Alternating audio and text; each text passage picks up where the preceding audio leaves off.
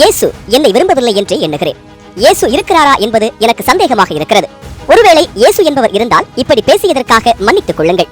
இயேசு கிறிஸ்துவின் பெயரால் சேவை செய்கிறேன் என அனாதை குழந்தைகளையும் தொழுநோயாளிகளையும் அரவணைத்த அன்னை தெரசா தனது கடைசி காலங்களில் தெரிவித்த வார்த்தைகள் இவை. மதமாற்றம் செய்தார், வெளிநாடுகளில் இருந்து நிதியை பெற்று அமெரிக்காவில் சேமித்தார், கடைசி காலத்தில் நாத்திகராக மாறினார் என அன்னை தெரசாவை சுற்றி சர்ச்சைகளை கிளப்பிக் கொண்டிருக்கும் ஒரு கூட்டம். இயேசுவின் தூதர்தான் அன்னை தெரசா, அவரை மண்டியிட்டு வேண்டினால் துன்பங்கள் விலகும் என அவரையே கும்பிடும் கூட்டம் மறுபுறம். கொல்கத்தா நகர வீதிகளில் தனது சேவை பணியை தொடங்கி உலகம் முழுவதும் வாழும் கத்தோலிக்கர்களின் அன்னையாக மாறிப்போன தெரசாவின் வாழ்க்கையில் அவர் செய்த சேவைகளுக்கு இணையாக சர்ச்சைகளும் விமர்சனங்களும் தொடர்ந்து கொண்டே இருக்கின்றன. தெரசாவின் சேவை தன்னலமற்றது என்ற வாதம் ஒருபுறமும், சுயநல எண்ணத்துடனேயே சேவை செய்தார் என்ற விமர்சனம் மறுபுறமும் ஒலித்துக் கொண்டே இருக்கின்றன.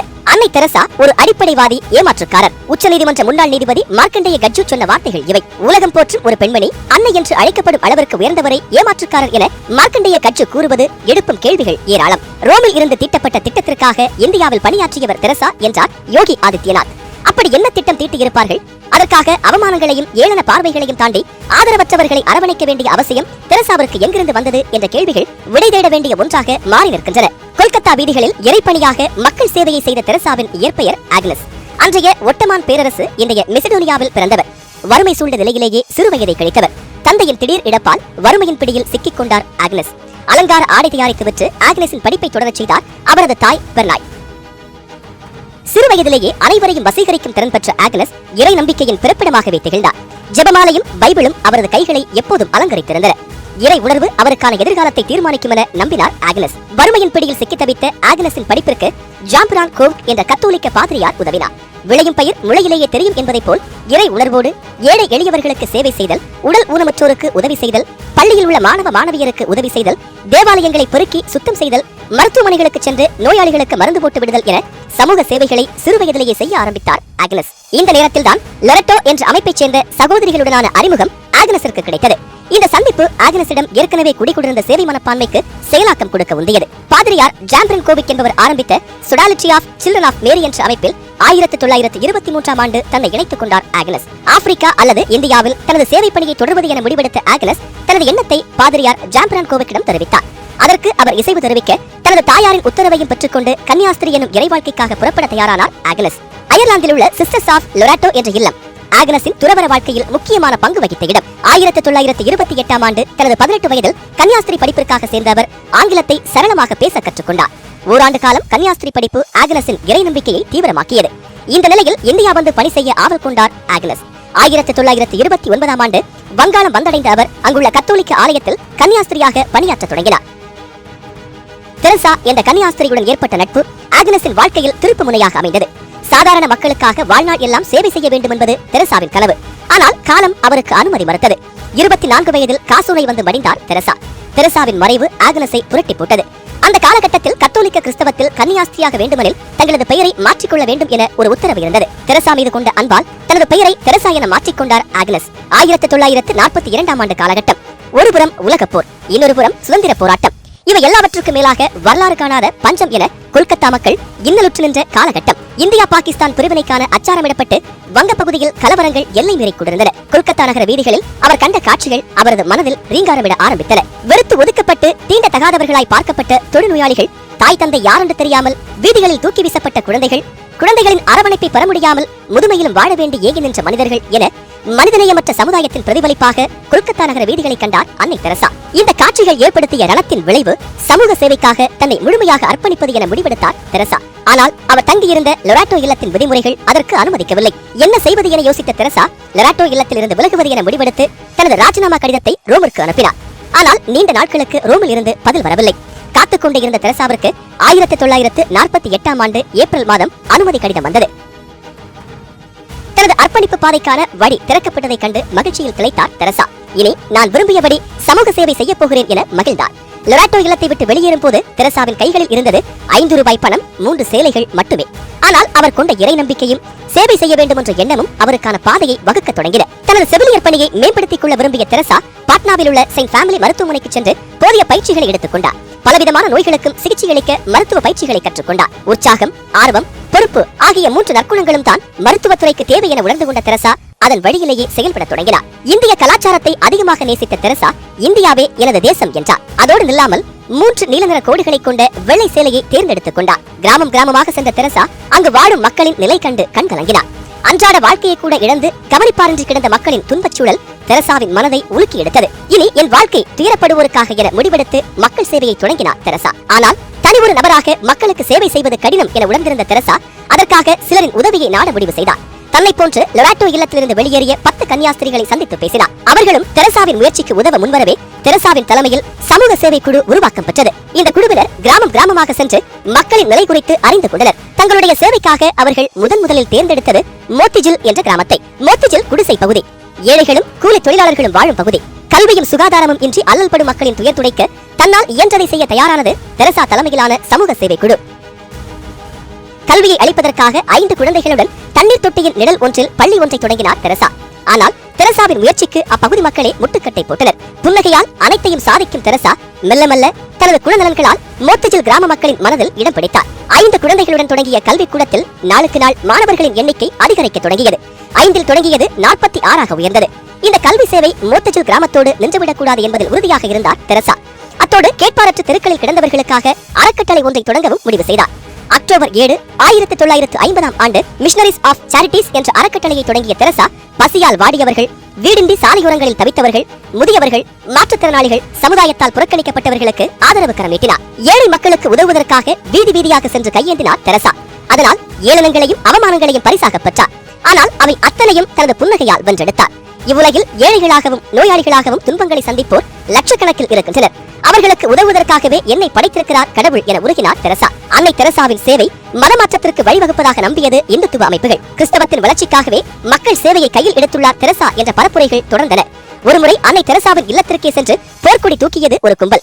வெளிநாட்டு பெண் ஒருத்தி சேவை என்ற பெயரில் மதத்தை பரப்புவதாக கூறி ரகளை செய்தது அந்த கும்பல். உங்கள் தாய்மார்களோ அல்லது தங்கைகளோ இதே பணியை செய்வதாக இருந்தால் நான் இங்கிருந்து செல்ல தயார். பாதிக்கப்பட்ட அனைவருக்கும் ஆதரவு கொடுங்கள், அது போதும் என்றார் அன்னை தெரசா. பெற்ற பிள்ளைகளால் விரட்டியடிக்கப்பட்ட முதியவர்களின் நிலை கண்டு வேதனை கொண்ட தெரசா அவர்களுக்காக கருணை இல்லம் ஒன்றை உருவாக்க விரும்பினார். அதற்கு அப்போதைய மாநில அரசும் உதவிக்கரம் நீட்டியது.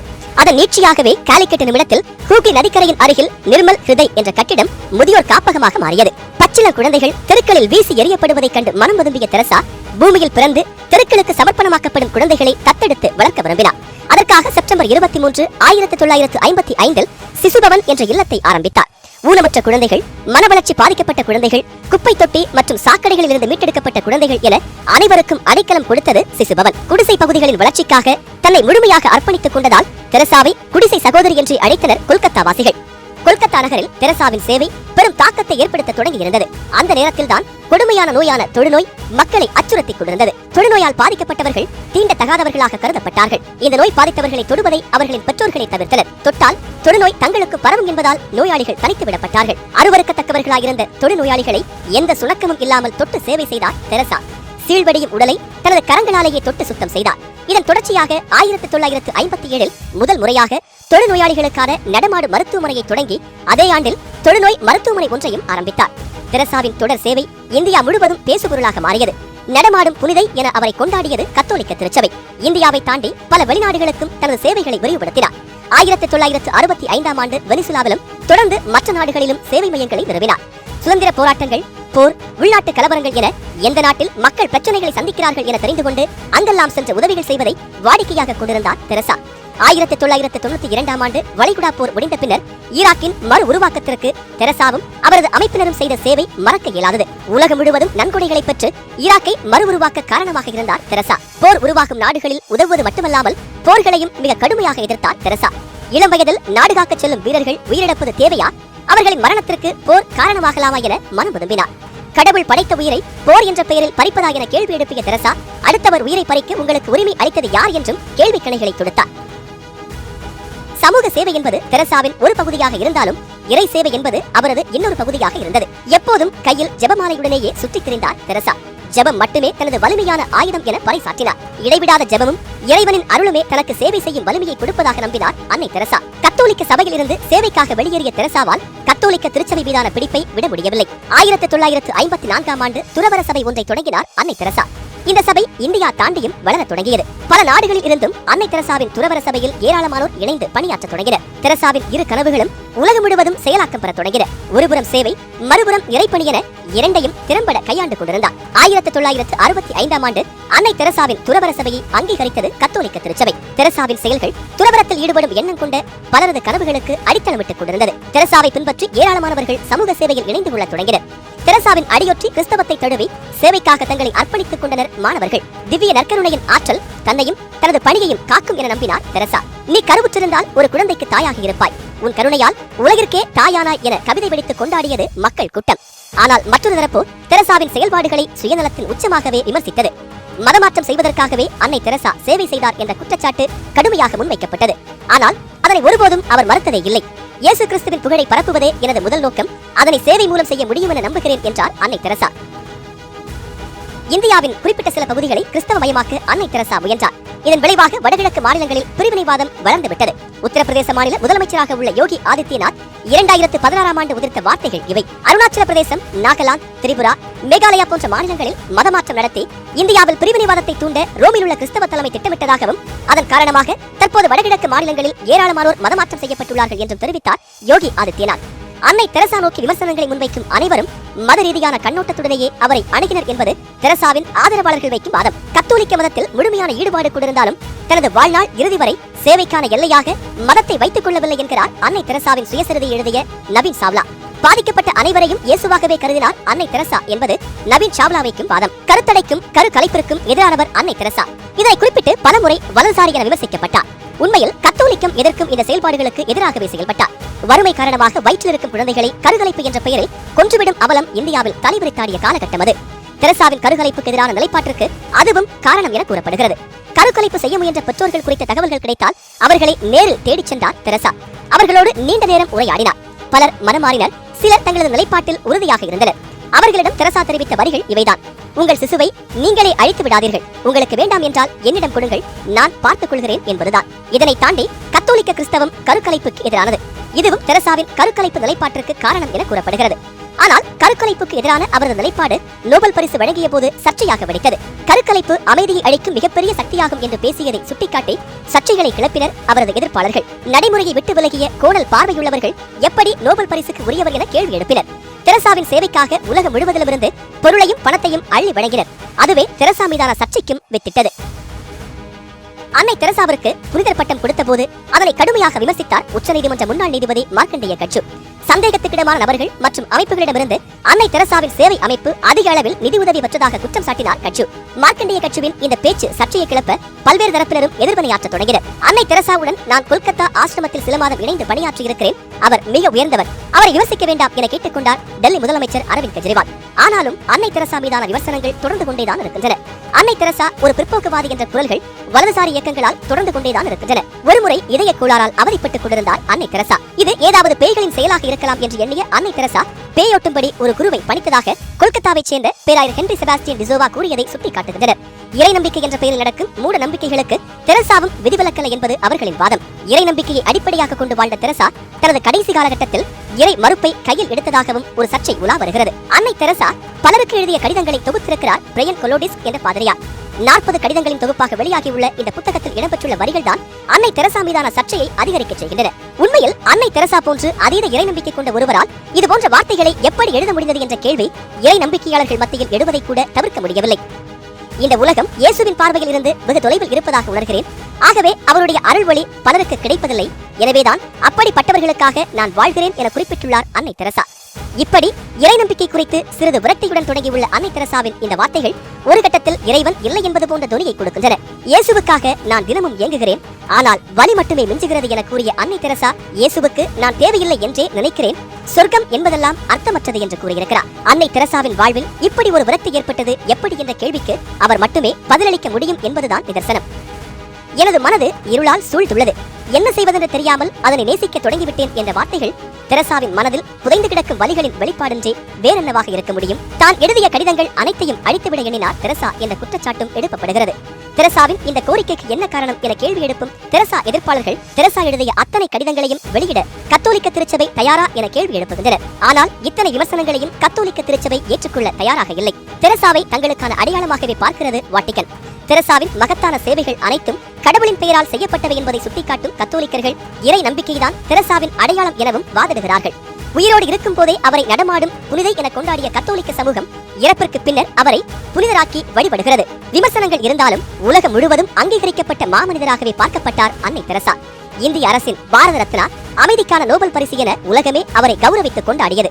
தமிழகத்தில் தெரசாவின் நினைவாக கல்வி வழி பெண்கள் முன்னேறும் வகையில் 1984ஆம் ஆண்டு அன்னை தெரசா மகளிர் பல்கலைக்கழகம் கொடைக்கானலில் தொடங்கப்பட்டது. இந்த பல்கலைக்கழக அடிக்கல் நாட்டு விழாவில் கலந்து கொண்டு சிறப்பித்தார் அன்னை தெரசா. 1997ஆம் ஆண்டு தெரசா இந்த மண்ணை விட்டு மறைந்தபோது உலகமே அவருக்காக இரங்கற்பா வாசித்தது. வாடும் நாட்களில் மனிதர்களின் நலனுக்காகவே வாழ்ந்த மாமனிதர் என தெரசாவை கொண்டாடியது இந்த உலகம்.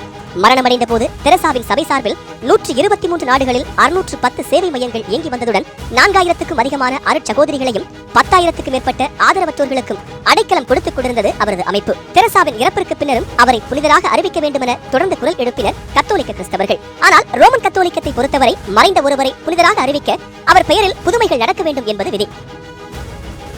2002ஆம் ஆண்டு கொல்கத்தாவைச் சேர்ந்த மோனிகா பெர்ஸ் என்ற பெண் புற்றுநோய் கட்டியால் துன்பப்பட்டு வந்ததாகவும் அன்னை தெரசாவின் உருவம் பதித்த பதக்கத்தை அணிந்து அவரை வணங்கியதால் அவரது உடல் பூரணமாக குணமடைந்ததாகவும் கூறப்பட்டது. இந்த நிகழ்விற்காக 2003ஆம் ஆண்டு அன்னை தெரசாவிற்கு அருளாளர் என்ற பட்டம் வழங்கியது வாட்டிகன். பிரேசில் நாட்டில் மூளை பாதிக்கப்பட்டு கோமாந்தலைக்கு தள்ளப்பட்ட நோயாளியின் குடும்பத்தினர் அன்னை தெரசாவை மனமுருக பிரார்த்தனை செய்து வந்ததாகவும் அதனால் அவரது உடல் பூரண குணம் பெற்றதாகவும் கூறினர். இந்த இரண்டு நிகழ்வுகளையும் அங்கீகரித்துதான் அன்னை தெரசாவிற்கு புனிதர் பட்டம் வழங்கப்பட்டது.